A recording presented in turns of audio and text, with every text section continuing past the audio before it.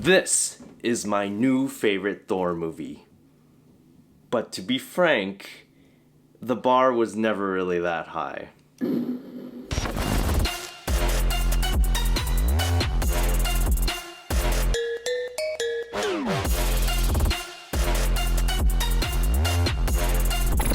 Hello and welcome to my review of the fourth Thor movie, Thor: Love and Thunder. As always, this is a non-spoiler review, then a spoiler review.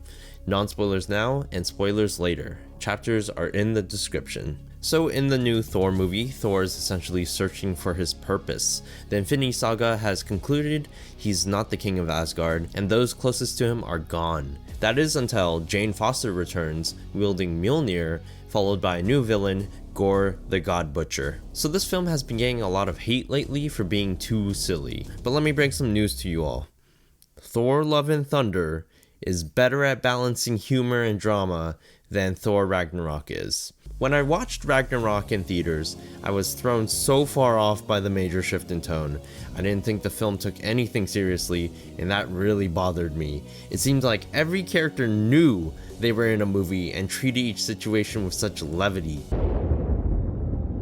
The damage is not too bad. As long as the foundations are still strong, we can rebuild this place. It will become a haven for all peoples and aliens of the universe.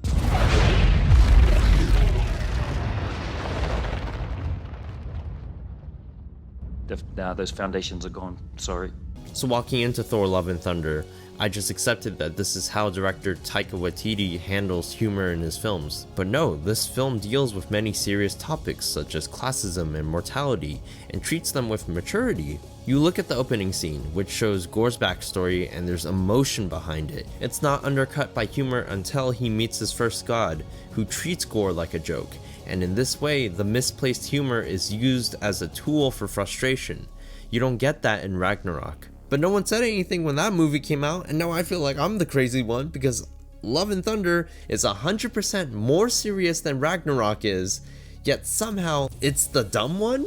Okay, but while I'm defending this movie on that front, I can't really defend its plot. The story here feels like a step down from Ragnarok.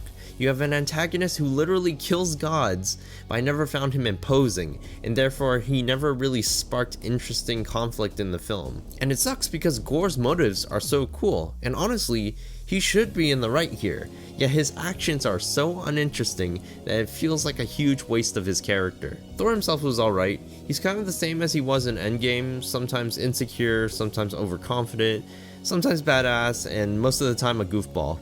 Although again, I have to say that the idea of classism being addressed in this movie was pretty interesting with Thor, because he takes most mortal affairs so lightly throughout the movies, but this film points out that that's a privilege he has as a god, and that's when this movie is at its most interesting. As for Jane and her introduction, she's fine.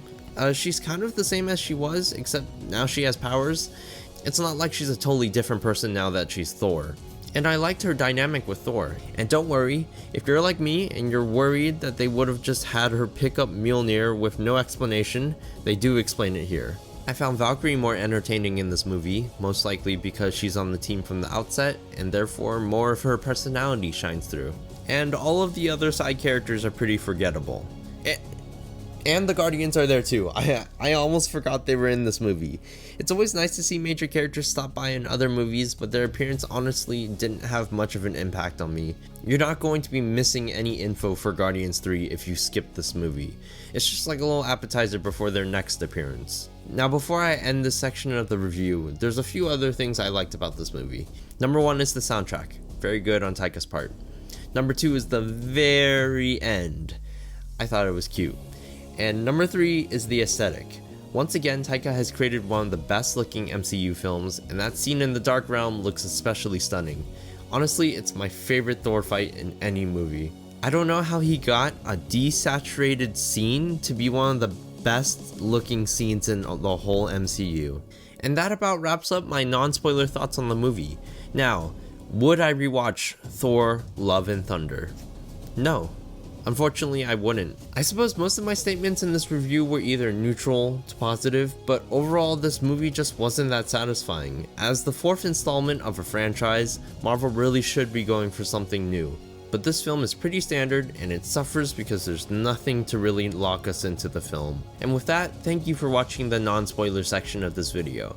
Please leave if you don't want to be spoiled, but now for the spoiler review. So I'm going to start with small little notes and we'll move on to the bigger stuff I want to discuss. First of all, I loved the little love triangle between Thor, Stormbreaker, and Mjolnir, and I like how it reflects Thor's feelings towards Jane. Speaking of Jane and Mjolnir, I'm very happy that they gave a nice workaround for Jane being able to pick up Thor's hammer. Going into the movie, I was afraid that they would just say she's worthy when literal heroes have failed to pick up the hammer before. And no, I haven't read the original comic run this movie's based off of, so I have no idea how Jane picked up Mjolnir in the comics. And of course, we end Jane's story with her death at the end of the film. And because I don't have a huge connection to Jane as a character, I didn't really care much that she died, but I do like the meaning behind her death. First of all, Thor has now truly lost everyone he loves. Every single person in his personal life is gone. Before that, Thor thought he could emotionally recover with Jane, but now that's obviously not what he's destined for. This then opens the door for Thor to take care of his new daughter figure to fill his heart. The second thing I like about Jane's sacrifice is that she made the conscious decision to enter the fight. She wanted her last moments to be an act of heroism, which I think is pretty cool. But rewinding back to Thor's daughter, I think Love calls him uncle in the film, but it's clearly meant to be a father-daughter dynamic. I don't really like that Thor just starts taking care of Gorr's daughter. Yeah, it's Gorr's last wish, and Thor as a god is finally fulfilling the wish of a mortal. Well, why can't you just leave her in New Asgard? Like, wouldn't that be safer? Throughout the film, I thought Thor would have taken on Heimdall's son as a surrogate son. He would have made such a cool sidekick, and Thor actually has a connection to him. And that's what I point out. A lot of Thor's actions in this film seem a little random. The biggest weakness of this film is that Thor feels unmotivated. From the beginning of the film, he's aimless, he doesn't know what to do. And then Gorr comes along and kidnaps the children, and Jane comes along and shakes things up, but I never felt like Thor was all that invested in these dilemmas beforehand. Thor abandoned the people of Asgard to join the Guardians, and he hasn't even checked on Jane ever since they separated. His attention is being pulled in whatever direction the story demands, and all of that stems from Thor having no clear direction. And the same goes for Gorr. He demands all of these changes, but he still comes off as generic like Ronan from Guardians 1. Not to mention he's not much of a physical threat. Thor, Jane, and Valkyrie were able to match him in Asgard, and at the end he's matched by juiced up kids. Speaking of the end fight, they literally show off Zeus's Master Bolt throughout the whole movie, and how it's so powerful, and how it can specifically break into smaller bolts, yet Thor doesn't separate it and give each child a lightning bolt. I feel like that would be easier than sharing his power with them, something we've never seen him do before. Man, I'm sad that the fourth phase of the MCU isn't going that well. I think Marvel's getting a little too complacent. They need to try different things, because even their attempts at being different somehow results in a similar product. And that concludes my review for Thor: Love and Thunder. I still like it better than Ragnarok though. But if you enjoyed this little chat, please like and subscribe, and catch me next week for the next video. I'll see y'all later. Bye.